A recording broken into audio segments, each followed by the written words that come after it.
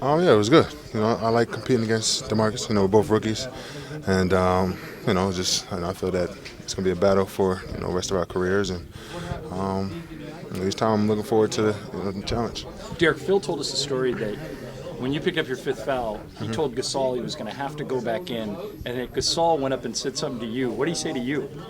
Oh no, he just said play smart. His last 4 minutes, and don't get your last foul. Pretty much, and You think he would have been in the doghouse if he had to go back in? maybe. I know Powell needs his rest, and Were his knees already iced? I'm not sure. I know Kobe's knees were iced. I'm not too sure if Powell's knees were iced yet. So you scored some points by being able to stay in the game, I guess. Huh? Yeah, definitely, and just try to get some rebounds and uh, work hard.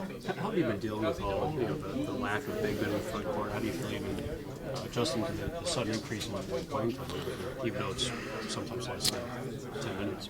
Well, it's a dream come true. This is something that I always wanted to do. It's my job now, and everybody, is here for a reason.